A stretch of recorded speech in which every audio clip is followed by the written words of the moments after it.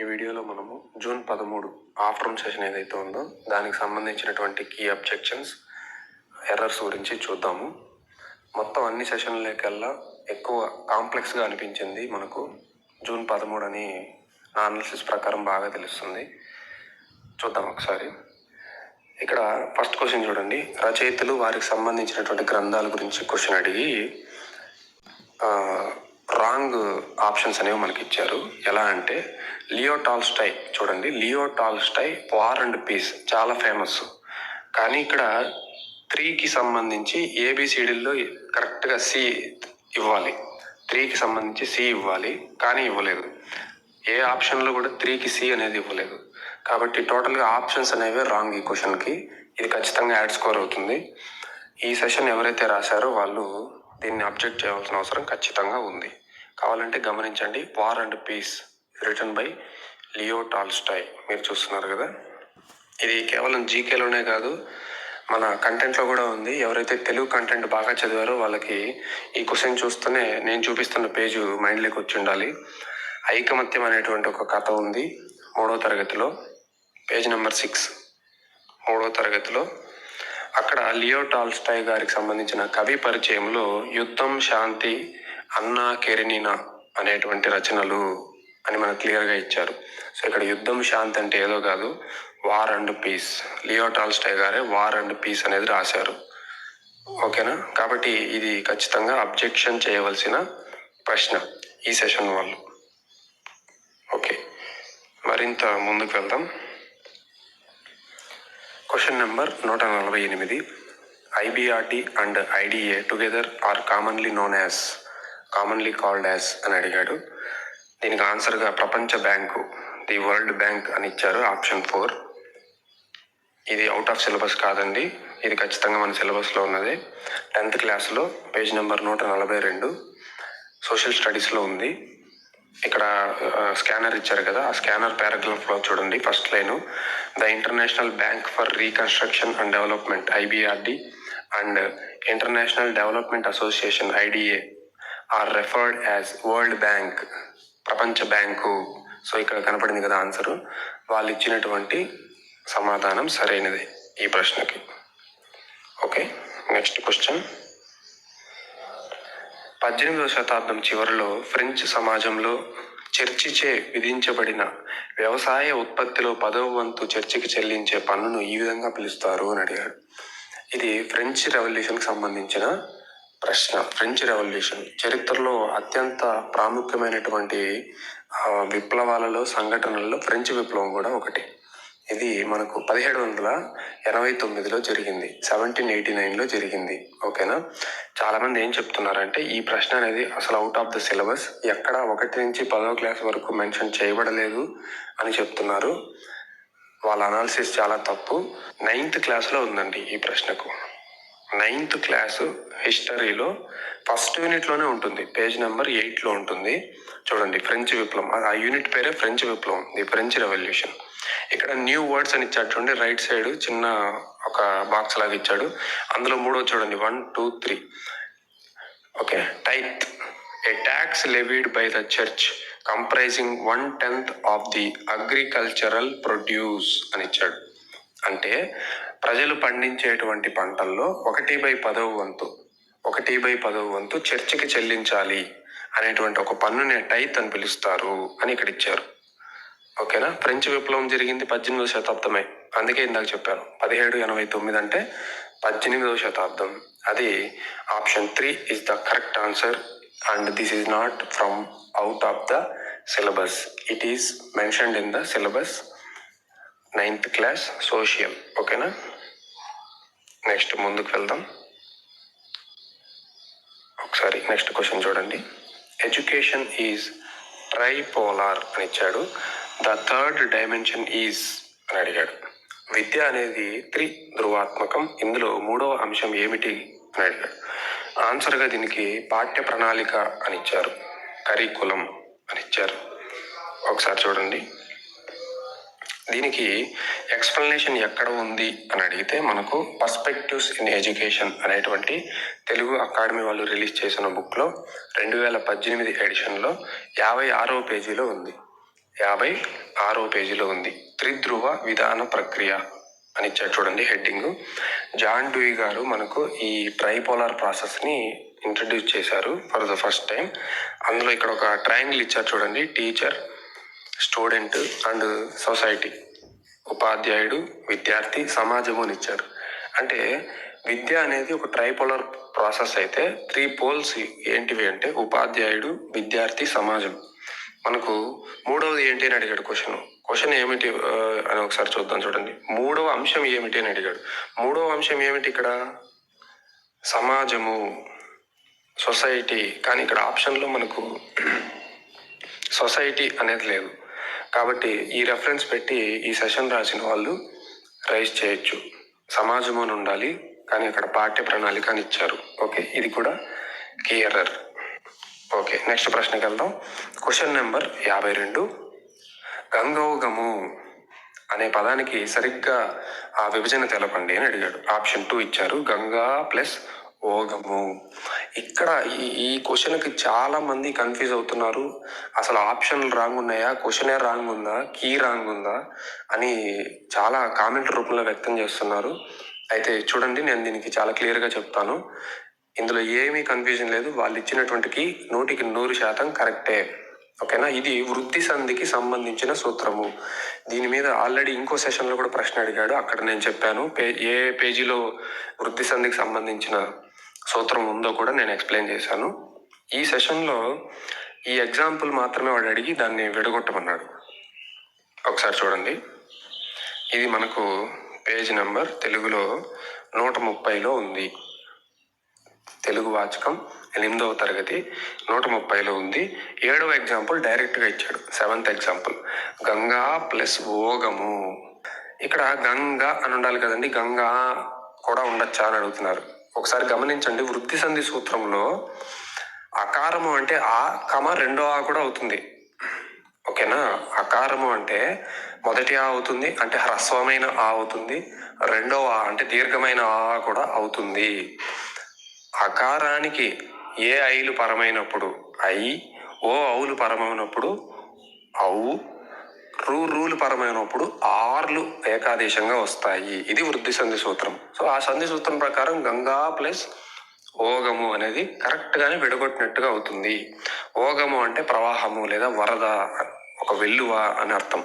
Ganga plus ఓగం అంటే గంగ యొక్క ప్రవాహము, గంగ యొక్క వరద అని అర్థం. ఓకేనా? దాన్నే గంగౌగము అనేది సంధి జరిగిన తర్వాత కొత్త పదం ఏర్పడుతుంది. కాబట్టి ఇప్పుడు కరెక్ట్గా చూడండి, వాడు ఇచ్చింది కరెక్టే కదా, గంగా ప్లస్ ఓగము. సరిపోయిందా? ఇది సైన్స్ మెథడాలజీలో 135వ ప్రశ్న. The percentage of difficult questions in a good question paper is అన్నాడు. దీనికి ఆప్షన్ 4గా 25 అని ఇచ్చాడు. ఇది ఎక్కడ ఉందో కూడా చూద్దాం. సైన్స్ మెథడాలజీలో మనకు విజ్ఞాన శాస్త్ర బోధన అభ్యసన శాస్త్రం తెలుగు అకాడమీ వాళ్ళు రిలీజ్ చేసిన ఒక స్టాండర్డ్ బుక్లో 296వ పేజీలో ఉంది. దీనికి సంబంధించి the weightage to difficulty level అనేటువంటి టేబుల్లో, కఠిన స్థాయి భారత్వ పట్టిక అనేటువంటి టేబుల్లో ఓకే డిఫికల్టీ అని చూడండి, కష్టమైన ప్రశ్నలు అనే దాంట్లో మార్కుల శాతం ఎంత ఉంది, నేను అక్కడ టిక్ చేశాను చూడండి బ్లూ కలర్లో రైట్ సైడు. మార్కుల శాతం 25 ఉంది చూడండి. ఈ చిన్న టేబుల్లో కఠిన స్థాయి డిఫికల్టీ బాగా కష్టమైనవి ఎంత % ఉండాలంటే 25 ఉండాలి అని ఇచ్చాడు. ఓకేనా? సో మనకి ఇచ్చిన ఆన్సర్ కూడా అదే కదా, 25. The method to be followed by the teacher to make the students understand themselves about families who are engaged in agriculture as well as cattle rearing. అంటే వ్యవసాయంతో పాటు పశువుల పెంపకం కూడా చేస్తున్న కుటుంబాల గురించి విద్యార్థులు స్వయంగా తెలుసుకోవడానికి ఉపాధ్యాయుడు అనుసరించవలసినటువంటి పద్ధతి. ఓకే, దీనికి మనం చూస్తేనే ఆన్సరు క్షేత్ర పర్యటన అని పెట్టేసి వచ్చేస్తాం. కానీ క్షేత్ర పర్యటన కాదు, దీనికి ఆన్సరు సర్వే. చూద్దాం. మనకు science methodology book page number 87. ఈ 87వ పేజీలో సర్వేల గురించి కొంత ఇన్ఫర్మేషన్ ఉంది చూడండి. అందులో పాయింట్ నెంబర్ 1 ఇచ్చాడు చూడండి. సర్వేకు ఉపయోగించే సాధనాలు 2 ప్రశ్నావళులు, పరిపృచ్ఛలు అంటే క్వశ్చనరీస్, ఇంటర్వ్యూస్. మనం ఏదైనా ఒక సమాచారాన్ని సేకరించడానికి తగిన ప్రశ్నలను రూపొందించుకుంటాం. ఇవి స్వయం అభ్యసనకు, చూడండి జాగ్రత్తగా, స్వయం అభ్యసనకు జట్టు వారికి కూడా అనుకూలంగా ఉండేలా చూసుకుంటాము. తర్వాత పరిపృచ్ఛ అంటే ఇంటర్వ్యూ. పాఠ్యాంశ భావాలను లోతుగా అర్థం చేసుకోవడానికి వ్యక్తులతో ప్రత్యక్షంగా మాట్లాడి అభిప్రాయ సేకరణ, ఇది ఇంపార్టెంట్ కీవర్డ్ అంటాం వీటిల్ని, అభిప్రాయ సేకరణ చేయడానికి ఉపయోగపడతాయి. పూల వ్యాపారులు, పండ్ల వ్యాపారులు, వ్యవసాయదారులతో ఇంటర్వ్యూల ద్వారా సమాచారాన్ని సేకరించేటువంటి కృత్యాలకు ఇంటర్వ్యూలు అనేవి పనికొస్తాయి. కాబట్టి క్వశ్చనరీస్, ఇంటర్వ్యూస్ అనేవి సర్వేల్లో భాగంగా ఉంటాయి. ఓకే, ఇప్పుడు విద్యార్థి ఏం చేస్తున్నాడు? స్వయంగా తెలుసుకోవడానికి నేను చదివాను ఇందాక, విద్యార్థులు స్వయంగా తెలుసుకోవాలి. మీరు ఏమేమి పెంచుతారండి? ఎన్ని ఆవులు పెంచుతున్నారండి? ఎన్ని గేదెలు పెంచుతున్నారండి? వాటికి పోషణ ఎలా చేస్తున్నారండి? ఓకేనా? మీకు వచ్చినటువంటి ప్రోడక్ట్స్ని మీరు ఎలా అమ్ముతున్నారండి? అంటే విద్యార్థి ఏం చేస్తాడంటే కొన్ని సెట్ ఆఫ్ క్వశ్చన్స్ తయారు చేసుకొని వెళ్ళి గ్రూప్గా కానీ ఇండివిజువల్గా కానీ తమకు దగ్గరలో ఉన్నటువంటి తమ వీధుల్లో కానీ తమ పల్లెలో కానీ ఉన్నటువంటి పశువులను పెంచేవారు లేదా వ్యవసాయం చేస్తున్న వాళ్ళు, రెండు చేస్తున్న వాళ్ళు అక్కడికి వెళ్ళి ఏం చేస్తాడంటే క్వశ్చన్లు అడుగుతాడు. నేను చెప్పినటువంటి ఆ క్వశ్చన్లు అడిగి వాళ్ళు చెప్తున్నటువంటి అభిప్రాయాలన్నింటినీ నోట్ చేసుకుంటాడు. ఇలా ప్రతి ఒక్క పిల్లవాడు కూడా తమకు దగ్గరగా ఉన్నటువంటి వాళ్ళతో ఇంటర్వ్యూలు, క్వశ్చనరీస్ ఉపయోగించి సమాచారాన్ని రాబట్టుకొని తర్వాత దాన్ని క్లాస్ రూమ్లో డిస్కస్ చేస్తారు ఉపాధ్యాయునితో. ఇది సర్వే యొక్క అంతరార్థం. అర్థమైందా? ఇక్కడ విద్యార్థి ఏం చేస్తున్నాడంటే క్వశ్చన్లు అడగడం ద్వారా తనే స్వయంగా తెలుసుకుంటున్నాడు. ఓహో, ఈ ఇంట్లో వాళ్ళు ఇన్ని పశువులు పెంచుతున్నారు, వీటి ద్వారా ఈ విధమైనటువంటి లాభాలని గడిస్తున్నారు, వాళ్ళు ఈ ప్రాబ్లమ్స్ని ఫేస్ చేస్తున్నారు, వాళ్ళు మొత్తం మీద దీన్ని లాభంగా చూస్తున్నారా లేదా నష్టంగా చూస్తున్నారా, భవిష్యత్తులో తమ వృత్తిని వదిలేయాలనుకుంటున్నారా, వేరే వృత్తిని ఏమైనా చూసుకోవాలనుకుంటున్నారా, ఈ సమాచారాన్ని అంతా కూడా విద్యార్థి అనేవాడు సేకరిస్తాడు. అర్థమైందా? ఓకేనా? కాబట్టి దీనికి సరైన ఆన్సర్ మెథడాలజీ బుక్ ప్రకారం సర్వే అనేది కరెక్ట్ ఆన్సర్ అవుతుంది. క్షేత్ర పర్యటన కాదు. గమనించండి. నెక్స్ట్ ప్రశ్నలోకి వెళ్దాం. ఏపీఎస్సీఎఫ్ 2011 ప్రకారం సైన్స్లో అకాడమిక్ స్టాండర్డ్స్ ఎన్ని అని అడిగాడు. ఇది కూడా చాలా మంది వేరియస్ అభిప్రాయాలను వ్యక్తం చేస్తున్నారు. ఇండివిజువల్ ఒపీనియన్స్ అనేటివి 5, 6, 7, 8, ఎక్కువ మంది 6 ఉంటాయి లేదా 7 ఉంటాయి. ఈ కన్ఫ్యూజన్లో ఉన్నారు. అది మనం ఇప్పుడు డిస్కస్ చేద్దాం. ఒకసారి చూడండి మిత్రులారా, సైన్స్ మెథడాలజీ 91వ పేజీ. ఎలిమెంటరీ స్థాయిలో, ఎలిమెంటరీ అంటే గమనించండి 1 నుంచి 8 ఉండేటువంటి ఆ స్థాయిని మనము ఎలిమెంటరీ స్థాయి అంటాం. ఓకేనా? వాడు అడిగింది 7వ తరగతికి అన్నాడు కాబట్టి 7వ తరగతి ఎలిమెంటరీ స్థాయిలోనే వస్తుంది. అయితే ఇంకొక విషయం నేను మీకు చెప్పాలనుకుంటున్నాను. ఏపీఎస్సీఎఫ్ 2011 ఏదైతే ఉందో, ఆంధ్రప్రదేశ్ స్టేట్ కరికులం ఫ్రేమ్వర్క్ 2011 అనేది ప్రతి సబ్జెక్ట్కి కూడా అకాడమిక్ స్టాండర్డ్స్ అనేదాన్ని నియమించిందనమాట. అంతకుముందు విద్యా లక్ష్యాలు అనే పేరుతో ఉండేవి. అయితే ఎప్పుడైతే ఏపీఎస్సీఎఫ్ 2011 ఆచరణలోకి వచ్చిందో ప్రతి సబ్జెక్టుకి కూడా వాళ్ళు అకాడమిక్ స్టాండర్డ్స్ అనేవి పెట్టారు. కాబట్టి అకాడమిక్ స్టాండర్డ్స్ అని ఎప్పుడైనా వచ్చింది అంటే అది ఏపీఎస్సీఎఫ్ 2011. అర్థమైందా? ఇంకా వేరేది ఏది ఉండదు. కాబట్టి 2011 ఎస్సీఎఫ్ చెప్పిన విద్యా ప్రమాణాలు సైన్స్కి ఏమిటంటే ఇక్కడ చూడండి, కింద ఇచ్చారు. 1 విషయ అవగాహన, 2 ప్రశ్నించడం పరికల్పనలు, 3 ప్రయోగాలు క్షేత్ర పరిశీలనలు, 4 సమాచార నైపుణ్యాలు ప్రాజెక్టు పనులు, 5 బొమ్మలు గీయడం నమూనాలు, 6 అభినందన ప్రశంస సౌందర్యాత్మక స్పృహ విలువలు, 7 నిత్య జీవితంలో వినియోగము, జీవ వైవిధ్యం పట్ల స్పృహ కలిగి ఉండడం.